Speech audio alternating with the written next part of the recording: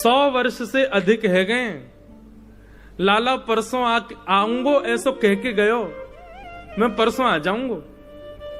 लेकिन जी बैरनी परसों तो कभी आवे ही ना है ना, हर दिन आइयो होवे परसों परसों परसों। प्रतीक्षा करें कल के बाद कल आवेगी, लेकिन कल भी ना आवे तो कल ना आवे तो परसों कैसे आ जाएगी। बरसों बीत गए, 100 वर्ष है गए।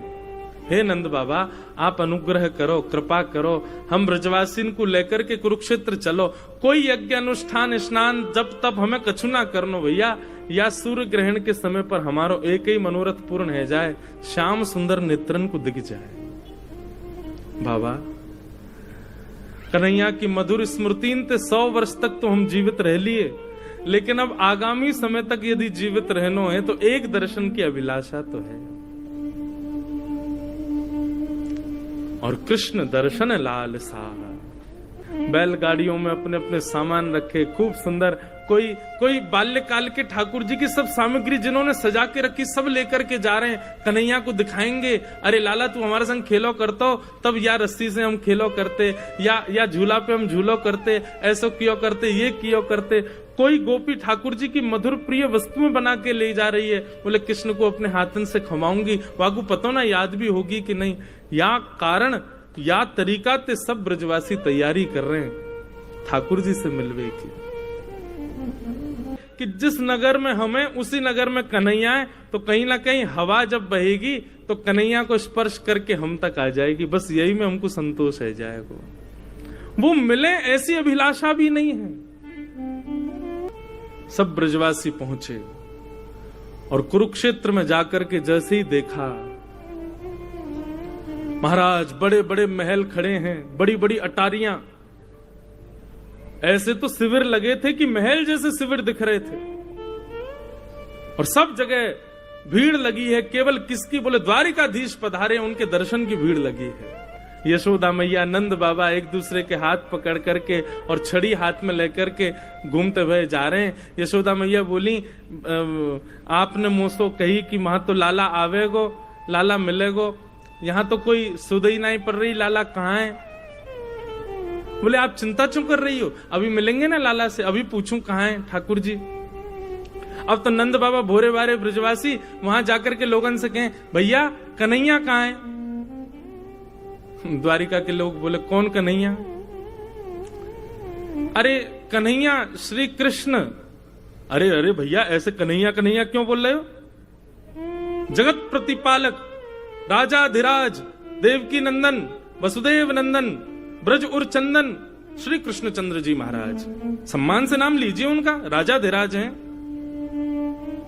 नंद बाबा कहने लगे हाँ भैया अब इतना लंबो तो याद होएगा ना हमें, तो अब कृष्ण ही, श्री कृष्ण कहाँ है, द्वारिकाधीश श्री कृष्ण कहाँ है। बोले सामने वो जो पूरी लंबी कतार खड़ी है ना दर्शनार्थियों की, वो सब उन्हीं के दर्शन करने जा रहे हैं। सूर्य ग्रहण का समय है, पूरे विश्व भर के भारतवर्ष के ऋषिगण आए हैं। ठाकुर जी का तुलसी अर्चन चल रहा है, ठाकुर जी का सहस्त्रार्चन चल रहा है, भीतर भगवान के पुष्पार्चन चल रहे हैं। यशोदा मैया नंद बाबा तुलसी अर्चन पुष्पार्चन सहस्त्रार्चन समझ ही नहीं पा रहे ये होवे का है भैया। बोले अच्छा। भीड़ लगी है चारों तरफ ठाकुर जी के दर्शन की, और वही भीड़ में श्री नंद यशोदा पहुंचे। द्वारपालन से जाके कहें भैया कन्हैया यहीं भीतर ही बैठो है। बोले श्री कृष्ण कन्हैया। बोले जी जी जी हाँ, वो द्वारिकाधीश जी यहीं विराज रहे हैं, हमें वाको दर्शन करनो है, मिल सके। द्वारपाल ने पूछी आपको परिचय। बोले भैया हम ब्रजते पधारे हैं, हम नंद बाबा हैं जी, यशोदा मैया है। 11 वर्ष 56 दिन ठाकुर जी हमारे पास ही रहे ब्रज में, बहुत दिन है गए, 100 वर्ष है गए, तो आज उनके दर्शन करवे आए। जैसे सुने नंद यशोदा, द्वारपाल के नेत्र सजल हो गए, दंडवत हो गए चरणों में। बोले भगवान आप श्री नंद बाबा हैं, आप श्री यशोदा मैया हैं। बोले जी।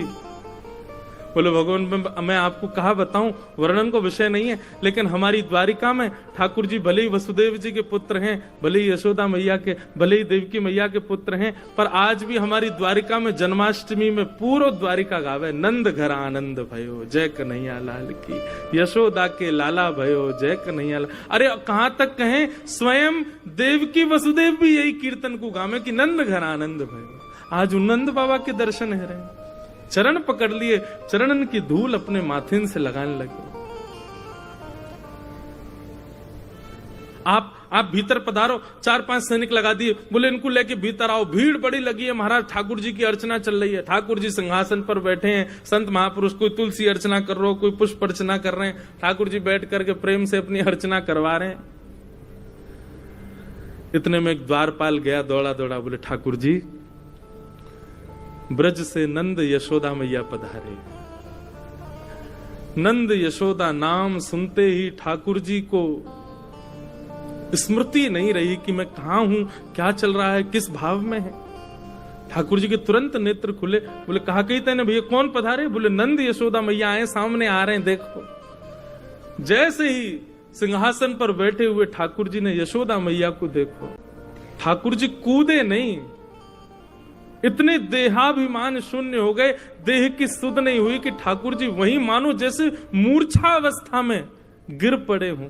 संभाला सैनिकों ने जाकर के, बोले मुझको लेके चल, मेरी यशोदा मैया आ रही है, जल्दी लेके चल, विलंब मत करे। ठाकुर जी को लेकर के आए। यशोदा मैया के नेत्रों की ज्योति अभी उतनी है नहीं, रो रो करके कृष्ण के स्मरण में यशोदा मैया के नेत्रों की ज्योति चली गई है। ठाकुर जी गए, जाकर के अपने सबसे प्रथम तो मुकुट को यशोदा मैया के चरणन में पधराया, और जैसे ही यशोदा मैया के मधुर चरणार बिंदों को अपने हृदय से लगाए, ठाकुर जी छोड़े नहीं। समस्त पटरानियां खड़ी हैं, बड़े बड़े ऋषि महापुरुष खड़े हैं, सूर्य ग्रहण का काल है, सब यहां अर्चना वंदन कर रहे हैं, बड़े बड़े ब्राह्मण तप में बैठे हैं, जप में बैठे हैं, और यहां एक अलग ही दर्शन हो रहा है। द्वारिकाधीश श्री यशोदा मैया के चरणों से लिपट करके करुण क्रंदन कर रहे हैं। यशोदा मैया ने नीचे झुक करके लाला को उठायो, हृदय से लगायो, कभी लाला के नेत्रन को स्पर्श करें, और स्पर्श करके मैया कह रही लाला तू तो बड़ो ही ना भयो, तू तो बिल्कुल नेक्सो सोई है। जैसे स्पर्श को भाव, जैसे स्पर्श को सुख तेरो बाल्यकाल में, लाला तेरो अभी भी वैसो ही है। इतना रोए द्वारिकाधीश। यशोदा मैया ने जो वस्त्र धारण किए थे सब गीले हो गए ठाकुर जी के अश्रुओं से। महामंत्री सेनापति सब विचार कर रहे हैं, आसन लगाओ, सिंहासन लगाओ। ठाकुर जी बोले दूर करो सबको, मैया तू जल्दी बैठ भूमि पर। यशोदा मैया बैठ गई, और जैसे कोई 1-1.5 वर्ष, 2 वर्ष, 3 वर्ष को बालक गोद में लिपट करके, गोद में लेट करके और मैया के वक्ष से लिपट जाए, ऐसे द्वारिकाधीश राजाधिराज सामने नाती खड़ा है, सामने ठाकुर जी के परपोते खड़े हैं, सामने ठाकुर जी के पुत्र खड़े हैं, और ऐसी स्थिति में श्री यशोदा मैया के हृदय से लिपट करके ठाकुर जी उनके वक्ष को टटोल रहे। मैया से कह रहे मैया मुंह को अपना दूध पिवाए दे। यशोदा मैया से लिपट गए और बार बार कह रहे मैया मुंह को क्षमा कर दे, मैं तुमको वचन दे के गयो लेकिन नहीं आयो, मैया मुंह को क्षमा कर दे। यशोदा मैया और ठाकुर जी के इस मधुर मिलन को देखकर के द्वारिका के लोग अपने प्रेम पर प्रश्न चिन्ह उठाने लगे। क्या हम वास्तव में द्वारिकाधीश से प्रेम करते हैं? ये कैसा प्रेम इन ब्रजवासियों का। नंद बाबा यशोदा ठाकुर जी के चरणों का स्पर्श कर रहे हैं, केश में हाथ घुमा रहे हैं। यशोदा मैया वक्ष से लगा करके लाल जी को खूब दुलार कर रही है। ठाकुर जी भूल गए कि पुत्र पौत्र सब खड़े हैं मेरे, नन्हे से बालक के भांति यशोदा मैया के अंग से लग गए। और पूरे सूर्य ग्रहण के समय में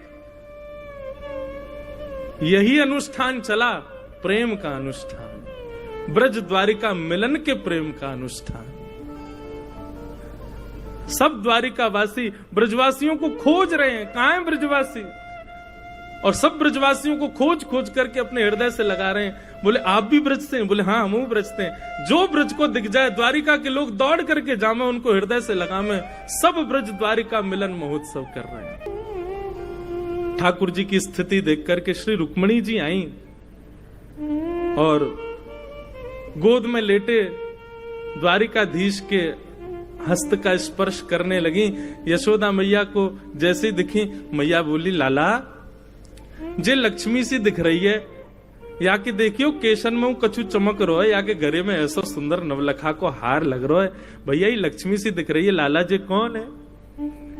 जैसे रुक्मणी जी आई, ठाकुर जी की विरह वेदना शांत हुई। भगवान अपनी स्थिति देख रहे थे, ये काब है, ये कैसे हम लिपट गए। तो ठाकुर जी यशोदा मैया गोद में ही बैठे और मैया से कह रहे, मैया जे तेरे ही यमुना में दीपदान को प्रताप सामने बैठो है। यशोदा मैया बोली मतलब?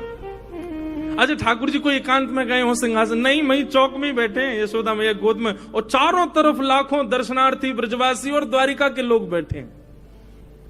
मैया रुक्मणी है जासे मेरो ब्याह भयो है, तेने बड़े दीपदान किए, मेरे लाला की लक्ष्मी जैसी बहू आवे, मेरे लाला की ऐसी बहू आवे कि चार लोग देख के कहें अरे भैया ऐसी बहू होनी चाहिए, मेरे लाला की ऐसी बहू आवे कि पूरा ब्रजमंडल युग युगांतर तक याद रखे। देख ले मैया तेरी बहू सामने बैठी है। एक भुजा से द्वारिकाधीश को हृदय से लगा रही हैं, दूसरी भुजा से श्री रुक्मणी जी को हृदय से लगा रही हैं। रुक्मणी जी के भी नेत्र सजल हो गए यशोदा मैया के अंग से लग करके। खूब स्नेह किया। अष्टपटरानियों को अपने हृदय से लगा करके यशोदा मैया ने जो उनके पास था, कड़ूला, कंगन, हाथ, बोले अब तो पहले तो लाला कोई मुख दिखाई भाई ना, आज ही है रही है तो आज ही ये अनुष्ठान चला था सूर्य ग्रहण पर कुरुक्षेत्र में, प्रेम का अनुष्ठान। यशोदा मैया कोई को अपनी पाजेब उतार के पहना रही हैं, कोई को अपने हाथन की अंगूठी दे रही हैं, कोई को अपने गले को हार उतार के दे दें, कोई को अपने कानन को कुंडल दे रही हैं। सब मना करें, बोले मैया आपको, बोले नहीं ये मेरी मुख दिखाई है, तू मेरी बहू है, मेरे लाला की बहू है, क्यों नहीं दूंगी, ये सब तुम्हारा ही तो है, तुम्हारे काजी तो मेरे पास है। देवे को अवसर ना मिलो, आज मिलो तो पीछे क्यों रहूं।